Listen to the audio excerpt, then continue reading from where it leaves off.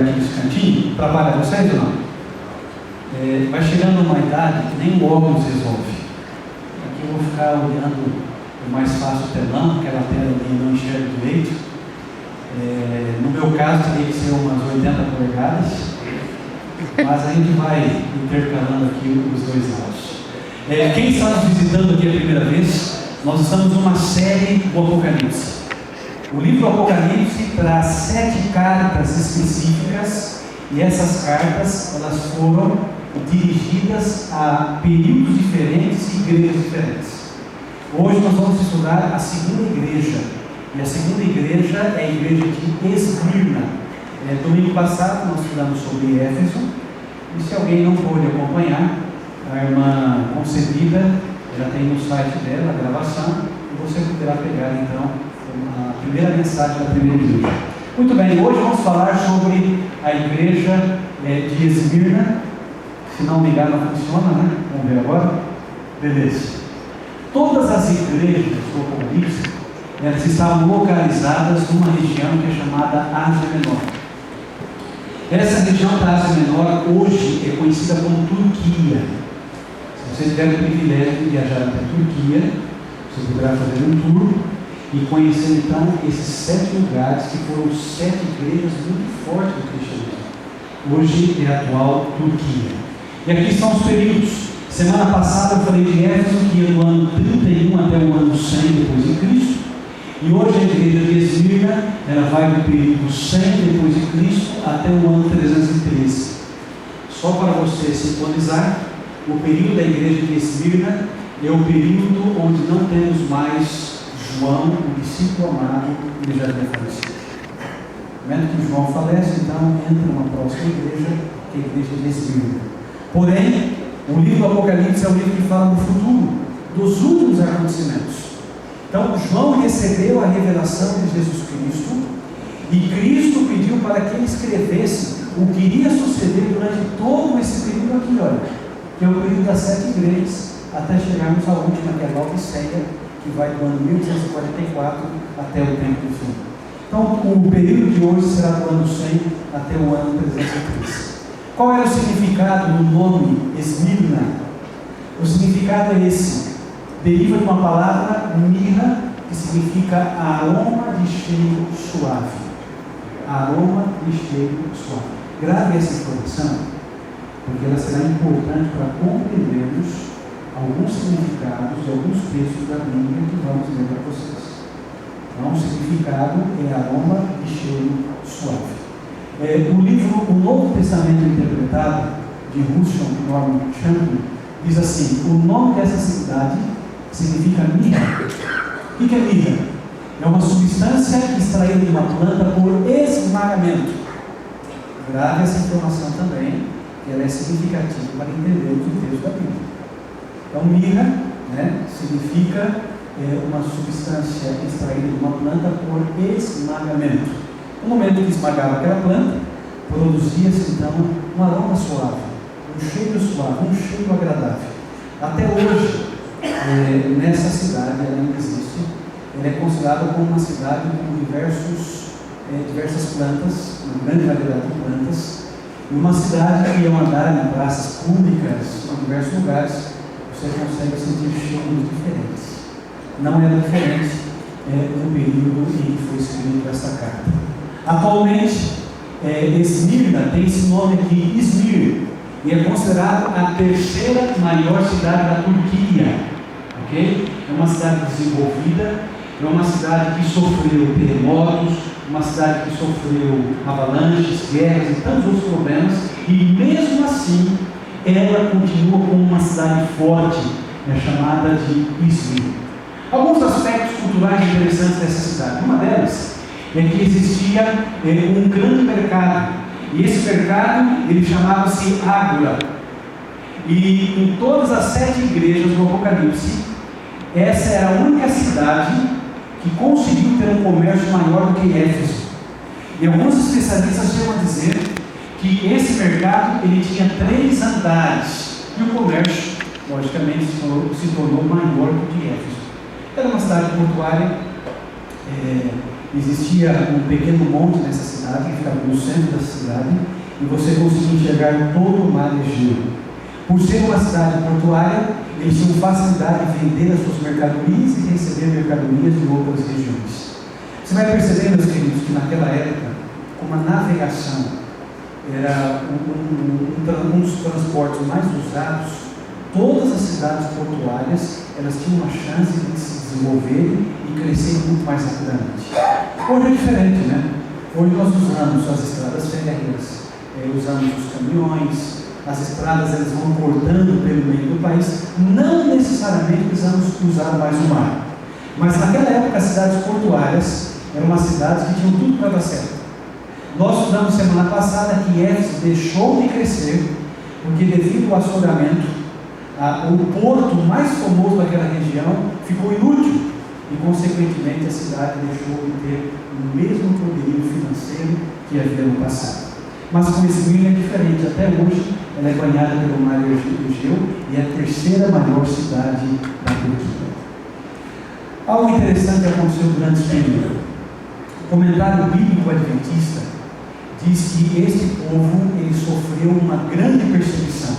Na página 764 diz assim: Diocleciano e seu sucessor Galileu dirigiu nessa década a mais feroz campanha de aniquilamento que o cristianismo jamais sofrera nas mãos do Império Romano.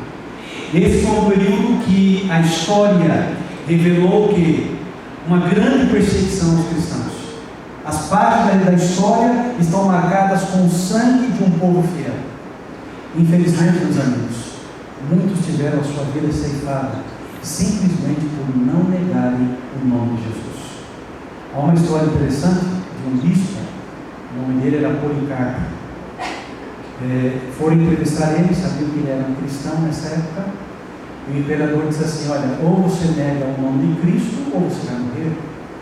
E Policarpo disse: como eu negarei o nome de Cristo, se durante 86 anos eu o sigo, e ele nunca fez nada para mim? Ao que o imperador respondeu: olha, eu tenho feras, animais ferozes para te devorar. E disse assim: como posso eu trocar o melhor pelo pior? E a história conta, meus queridos, que colocaram ele em praça pública, amarraram ele em umas toras de madeira. Então o imperador pediu que incendiasse o seu corpo. Mas horas antes dele ser interrogado, ele abriu a porta da sua casa. Os soldados que vieram buscar, ele serviu uma refeição para eles e fez um pedido: eu tenho um pedido, eu gostaria de ficar 1 hora a sós para conversar com meu Deus. Ali ele estava se preparando para algo que viria pela frente. Diante dessa preparação, Policarpo ele não negou o nome de Cristo, e ele representa todo o grupo de cristãos que durante esse período sofreu grande perseguição. Esse foi o período dos grandes martírios. A propósito, meus queridos, Roma estava se especializando em torturar os cristãos. A história revela que existiam várias formas de tortura. Uma delas era o estiramento. Eles amarravam os braços das pessoas por corda e as pernas, colocavam 2 cavalos, um na ponta esquerda, outro do lado direito, e chicoteavam esses animais para que as pessoas para que arrebentasse nervos, tendões, músculos. Morte por estiramento, perdão. O esmagamento também era comum. Eu só fiz um trocadilho aqui. Eles amarravam as pessoas em grandes roldanas de pedra, e conforme essa pedra era jogada de um penhasco abaixo, logicamente a pessoa morria por esfolamento. Havia também outros tipos de morte. Uma muito comum era aquela que amarrava as pessoas a um animal, e esse animal saía correndo e a pessoa era esfolada viva. Veja, Roma começou a perseguir os cristãos e matar os cristãos. Isso era motivo de alegria nos teatros daquela época, era motivo de alegria porque as pessoas não seguiam a Cristo, elas seguiam outros deuses. E quando elas perceberam que algumas dessas cidades, como Éfeso ou como Esmirna, estavam sofrendo algum problema político, social, financeiro, quem eles culpavam? Os cristãos. Porque se os cristãos não estão adorando os nossos deuses, eles são os culpados do fracasso que está acontecendo em nossa cidade. E é por isso que eles eram perseguidos. A história conta, meus amigos, que eles construíram alguns touros de bronze. E abria uma portinha, colocava um cristal ali dentro e embaixo acendia uma fogueira. E os cristãos eram carbonizados no rio desta maneira. Roma estava se especializando em torturar os cristãos. Se não bastasse tudo isso, eu e você conhecemos uma forma muito comum, que era a crucificação. E não pense que isso acabou com Cristo. Durante essa época, muitos cristãos foram crucificados e eram colocados em lugares públicos para que todos pudessem ver. Amigos, foi um período muito difícil. Período em que os cristãos eram perseguidos por não negarem o nome de Jesus. Lembra que eu falei para você? Grave o significado da palavra mirra. O que ela significa? Vamos ver aqui. Assim como mirra era uma substância esmagada de uma planta e produzia perfume, os cristãos, ao serem literalmente esmagados, ou seja, mortos, tornaram-se verdadeiros perfumes para Cristo através da sua fidelidade. É como se a vida deles fosse uma aroma suave ao Senhor. A sua vida de retidão, de fidelidade, de amor para com a palavra, de amor para com Cristo, era como um perfume que se espalhava por todo mundo. É por isso que quanto mais eles matavam, esmagavam os cristãos, maior era o número de cristãos, maior era o número de adeptos, porque a morte deles era como um aroma suave por sua fidelidade. Alguns teólogos também fazem uma outra aplicação. Assim como a mirra era usada para embalsamar o corpo das pessoas naquela época, há uma aplicação também pelo número de cristãos que foram mortos durante esse período. O livro de Daniel e Apocalipse, na página 135, diz que a perseguição que moveu contra os cristãos foi a mais cruel que houve na história da cristandade. Os mártires dessa perseguição podem calcular-se em cerca de 50 mil. Quem sabe você diz assim, hoje 50 mil não é muito, né? Pela grande população do mundo. Gente, 50 mil pessoas. Não era pouca gente. Eram pais de famílias, mães, nem crianças eram poupadas.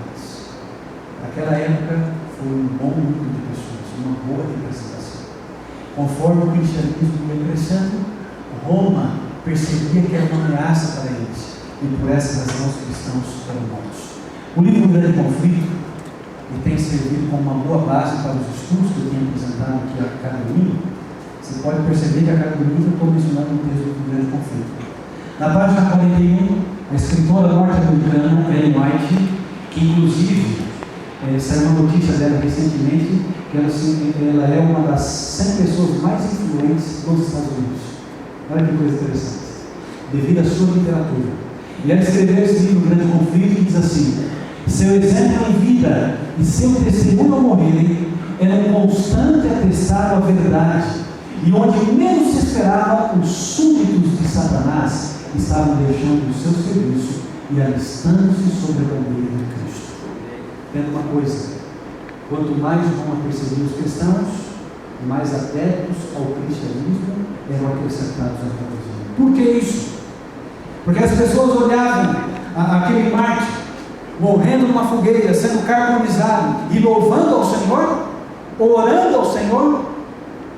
Já diziam que os Salmos 23 era o hino dos mártires. Quem sabe muitos morriam dizendo o seguinte: ainda que eu ande pelo vale da sombra da morte, não temerei mal algum, porque tu estás comigo. Esse era o hino dos mártires. Como que pode, diante da morte, cantar, louvar, orar e abençoar as pessoas? A história conta que Policarpo, antes de morrer, carbonizado, fez uma oração, pedindo que Deus abençoasse toda a criação da terra. As pessoas olhavam para aquela cena e diziam: mas que amor é esse? Que Deus é esse, ao ponto de morrer e ainda morrerem felizes? Você sabe que Deus nos criou com um mecanismo de fugirmos, né, da morte, da dor, do perigo. As pessoas não conseguiam entender porque o mártir, ao invés de fugir, ele ia ao encontro do perigo, ele ia ao encontro da morte. Que amor é esse? Que Deus é esse? E isso inspirou muitas pessoas a estudarem a palavra de Deus e conhecerem esse Deus, que inspirava essas pessoas a viverem e, se possível, morrerem por essa causa. Amigos, esse foi um período sombrio da história da humanidade para todos aqueles que se diziam cristãos. Quando é que aconteceu o término dessa perseguição? O término aconteceu em 313. Por quê? Porque houve 10 anos de intensa perseguição, do ano 303 até o ano 313, quando Constantino ele fez um edito, conhecido como Edito de Milão, e através desse edito ele concedeu liberdade de culto e de expressão para as pessoas daquela época, amenizando então, por um pequeno período de tempo, o sofrimento dos cristãos. Então Constantino ele foi o responsável por terminar aquele grande período de horror. Agora entenda uma coisa: Satanás está sempre trabalhando para afastar as pessoas de Deus. Ao mesmo tempo em que esse período de perseguição e de morte terminou, Constantino, politicamente, como ele não era um cristão, ele se tornou um cristão, entre aspas, mas ele adorava o Deus Sol, com o mitraísmo, e então ele quis unificar o cristianismo com o paganismo, a mistura da verdade com o erro, e muitos acabaram aderindo a essa nova religião. Sabe o que eu chamo de nova religião? Porque a mistura da verdade com o erro não é a religião verdadeira. A mistura do paganismo com o cristianismo nunca foi aceita por Cristo e nem mesmo pelos cristãos sinceros. Mas Constantino usou essa manobra política, ele se tornou uma pessoa conhecida, ele ficou famoso durante o seu período de governo como um homem bom, um homem gentil, mas na verdade alguns problemas aconteceriam também depois desse período. Mas a história não para por aí. Constantino, embora desejasse a pacificação, logo após a sua vitória sobre Maxêncio, promulgou em Milão um célebre edito de tolerância que concedia igualdade a todos os cultos. Amigos, pergunto para você: isso foi verdade ou foi uma mentira disfarçada de verdade? Será que houve realmente uma grande liberdade de culto? Todos nós sabemos, e você vai estudar isso nos próximos minutos, isso daqui não se concretizou ao pé da letra. Os cristãos ainda continuaram a ser perseguidos. Eles não tiveram a liberdade que eles gostariam de ter. Quem é o autor dessa carta? Chegou o momento de você abrir a sua Bíblia. Abra sua Bíblia em Apocalipse, no capítulo 2, no versículo 8, e vamos descobrir quem é o autor dessa carta. Quem não trouxe a Bíblia poderá acompanhar no telão o texto, que está sendo projetado. A versão que eu estou usando é a nova versão internacional, para facilitar a compreensão. Muitos de vocês têm a João Ferreira de Almeida, não tem problema, você pode acompanhar na sua Bíblia ou no telão. Apocalipse capítulo 2, verso 8 diz assim: ao anjo da igreja em Esmirna escreva: essas são as palavras daquele que é o primeiro e o último, que morreu e tornou a viver. Amigos, percebam que todas as mensagens que são destinadas a essas igrejas, elas têm um propósito específico. Você já parou para perguntar por que Jesus disse essas palavras? Por que ele se colocou como primeiro e último? Por que ele disse que era aquele que viveu, o primeiro e último, que morreu e tornou a viver? Por que isso? Se existiu um período em que os cristãos foram esmagados e mortos, foi o período da igreja de Esmirna. E quando Cristo se apresenta como aquele que morreu e tornou a viver, esta é uma mensagem de esperança para aquele povo. Olha, eu venci a morte para dar a vitória para vocês.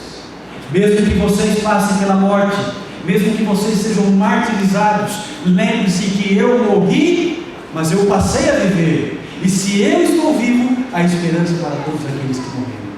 Jesus se apresenta agora aqui com uma maior esperança para o maior caos que a humanidade pode conhecer e já conhecer, que é a morte. Se existe uma coisa difícil de aceitar, eu acho que ninguém aceita, é a morte. Jesus se apresenta então com uma grande esperança. Ele é o autor dessa carta. Ele que escreveu a carta pediu a João que escrevesse essa carta, e o autor é o próprio Jesus Cristo. Qual é o elogio que essa igreja recebe? Você sabe que das igrejas, das 7 igrejas, essa igreja não ganhou repreensão. Ela recebeu elogios. Em Apocalipse capítulo 2, verso 9, próximo verso, acompanhe comigo. Conheço as suas aflições e a sua pobreza, mas você é rico. Interessante isso, né?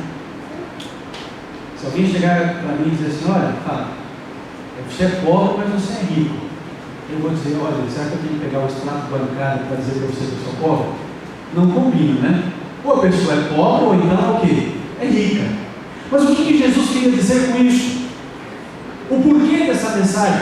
Veja, era um povo pobre, sofreu muitas privações, mas a riqueza que Deus exalta não é a riqueza medida pelos olhos humanos, não é pela quantia que existe na poupança, mas é a riqueza do caráter, é a honestidade dessas pessoas, é a fidelidade para com a palavra. Isso tornou essas pessoas ricas aos olhos de Deus. Por isso que ele diz assim: olha, eu conheço suas aflições e a sua pobreza, mas são detalhes. Aos meus olhos vocês são ricos, aos meus olhos vocês têm valor. E Jesus continua dizendo: conheço a blasfêmia dos que se dizem judeus, mas não são, sendo antes sinagoga de Satanás. Quem eram esses judeus? Amigos, havia um grupo fanático naquela época. Vejam que na época de Cristo, os fariseus e tantas outras seitas, até mesmo o judaísmo, era considerado um grupo fanático. E não se engane, isso prevaleceu durante muitos séculos também. E esses judeus fanáticos, eles eram os grandes acusadores dos cristãos. Você sabe que depois que o templo de Jerusalém foi destruído no ano 70, Roma permitiu que se construíssem sinagogas, que eram pequenas igrejas, pequenos lugares de reunião espalhados por todo o Império Romano. E Roma também concedia a esses líderes religiosos a capacidade de julgar. Então eles faziam o julgamento, traziam para o imperador, já traziam o assunto mais ou menos mastigado e definido entre eles, e muitas vezes o cristão não tinha nem como se defender. Nós paramos para pensar no exemplo de Cristo. Quem que fez o julgamento primeiro de Cristo? Foi Roma ou foi os judeus? Os próprios judeus. Eles condenaram, queriam crucificar, queriam matar a Cristo. Foram eles que levaram Cristo diante de quem? Pilatos, Herodes, assim por diante. Essa prática não mudou. Roma ainda continuava dando prerrogativas para que esses líderes continuassem julgando os cristãos. E agora, Cristo diz assim: eu conheço esses judeus que se dizem judeus, mas não são. Dizem ser uma coisa, mas na prática são diferentes. Na verdade, eles são mesmo as sinagogas de Satanás. Eles não estão fazendo a minha obra, eles estão fazendo a obra de Satanás.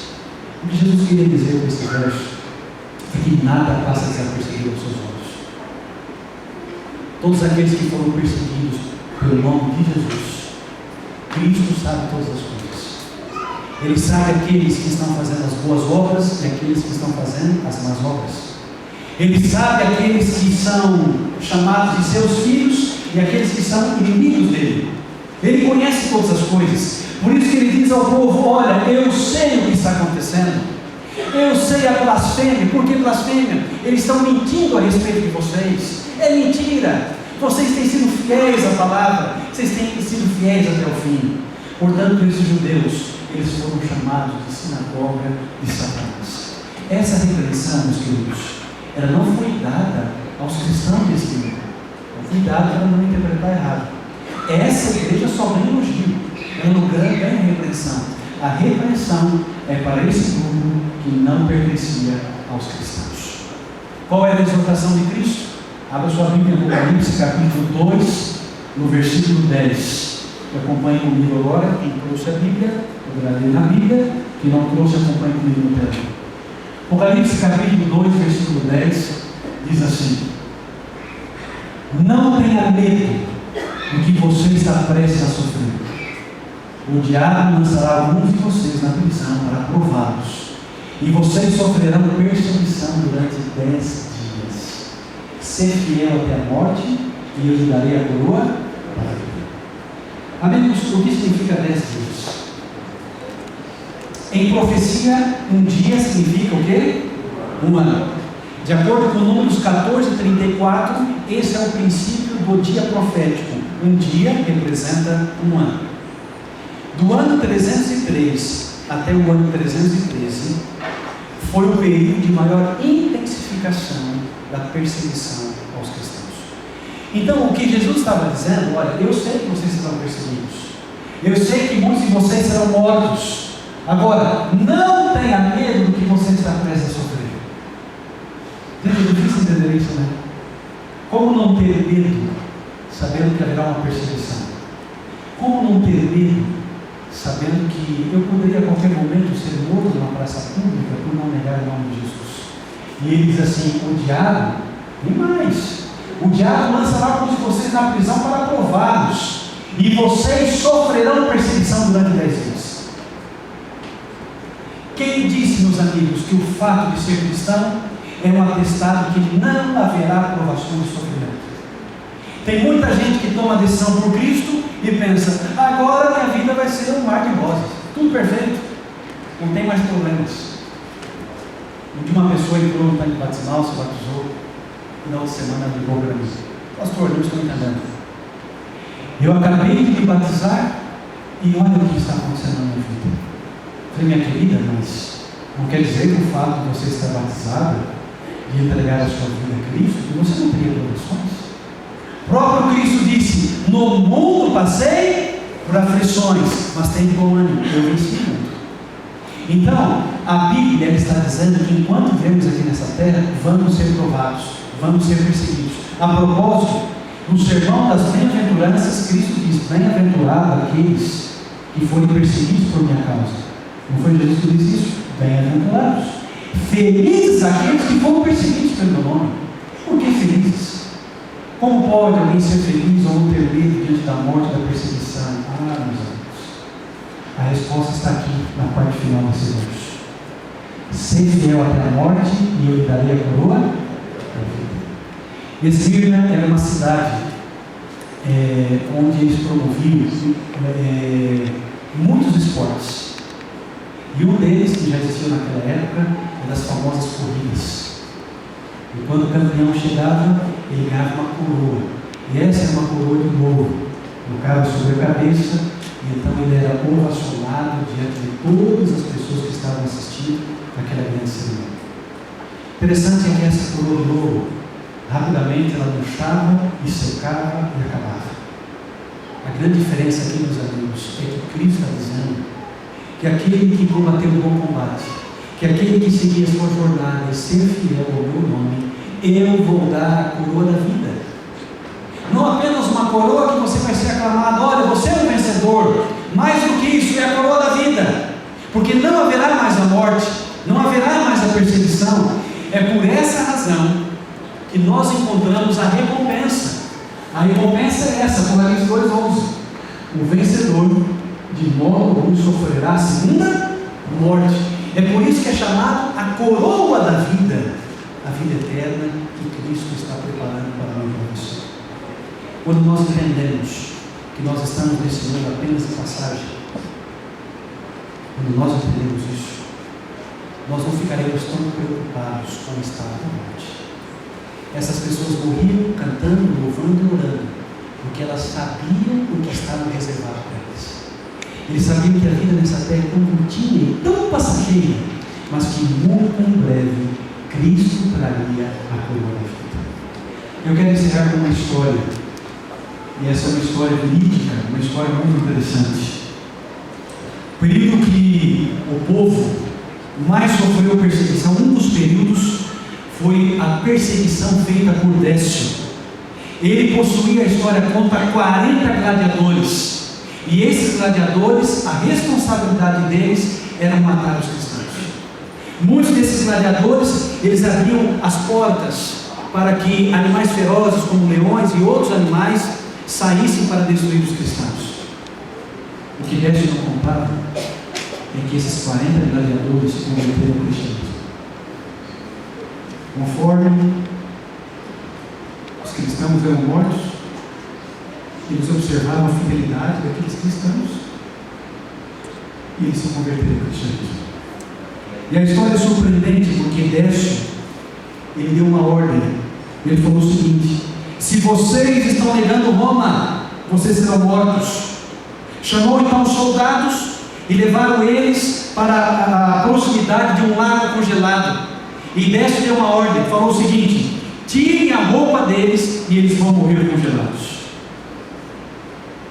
Os gladiadores estavam ali, aceitando a Cristo, convertendo-se ao cristianismo, e eles cantavam a seguinte música: 40 gladiadores por Jesus Cristo lutando, pedindo dele a vitória, a coroa reclamando.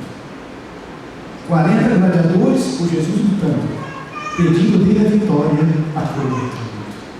E isso foi se intensificando. E havia um soldado, um capitão, ele estava responsável por comandar a execução daqueles 40 gladiadores. E de repente ele está ali, na sua tenda, e um dos gladiadores, ele nega Cristo, e volta para aquele capitão e diz assim: olha, eu nego a Jesus, eu prefiro viver. Aquele capitão diz assim: eu nunca vi um soldado que se diz fiel ao dever, abandonar o seu posto.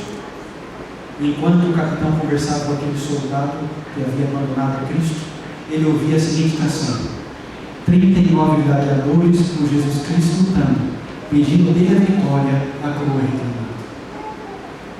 O comandante, cheio de piedade, perguntou-lhe: és o único que se atreveu a vir a mim, renunciando à fé? Aquele homem disse: sim, eu sou o único. Sabe qual foi a resposta daquele capitão? Então eu irei tomar o seu lugar. Minutos depois, ouvia-se novamente a canção: 40 gladiadores por Jesus Cristo lutando, pedindo dele a vitória, a coroa reclamando. Amigos, eu me emociono com essas histórias. Eu não sei se isso ainda toca o seu coração, porque eu me coloco nesse lugar e fico perguntando: será que eu teria essa mesma coragem de reclamar a coroa da vida e ser fiel a Cristo até a morte? Ao olhar essa história, meus amigos, eu percebo que sempre houve um povo fiel, um povo que não abandonou a verdade, um povo que não abandonou a Jesus, um povo que estava disposto a viver e, se possível, morrer por essa causa. 40 gladiadores decidiram mudar de lado, mas seguir Jesus até o fim. Quem sabe nessa noite eu esteja falando também para um grupo de pessoas que precisam mudar de lado. Pessoas que durante um bom tempo da sua vida têm negado o nome de Cristo. Ou quem sabe aquele grupo de pessoas que tem vergonha de Jesus, que tem vergonha de dizer: eu sou um cristão. Lembre-se dessa história. Essas pessoas faziam questão de dizer: eu sou um seguidor de Cristo e seguirei a Cristo até o final.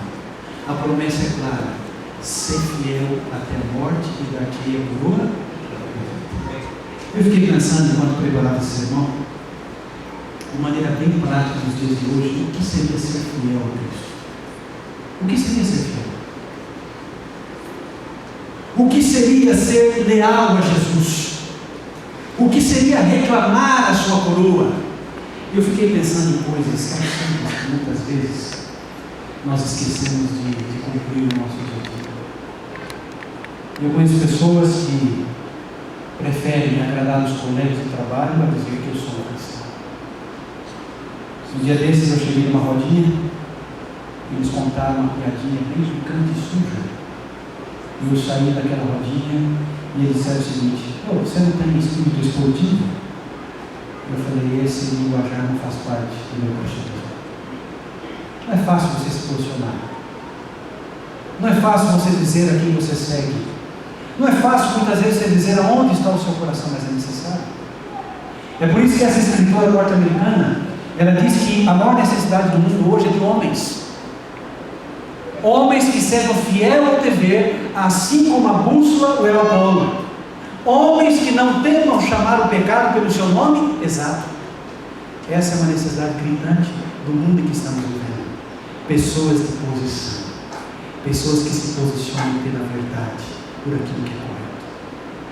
Quem sabe, meus amigos, durante a nossa trajetória de vida, nós também vamos ser provados em algum momento da nossa vida, na nossa trajetória cristã. Que eu e você possamos lembrar de uma coisa: embora seja difícil a prova, embora sofreremos perseguições no trabalho, na faculdade, enfim, qualquer lugar onde estivermos, Cristo Jesus prometeu que estaria conosco. E se Ele está conosco, a vitória é garantida. Ele não pediu que você lutasse sozinho, mas Ele prometeu: estou convosco todos os dias.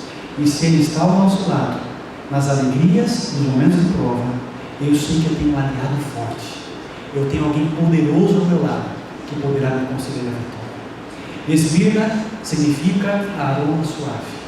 Que a nossa vida como cristão, mesmo que sejamos esmagados por causa do nosso cristianismo, possa ser um perfume, um aroma suave, para que as pessoas conheçam Cristo através das nossas atitudes, através do nosso comportamento. Que Deus abençoe a sua decisão, ser fiel até a morte, e dar-te-ei a coroa da vida.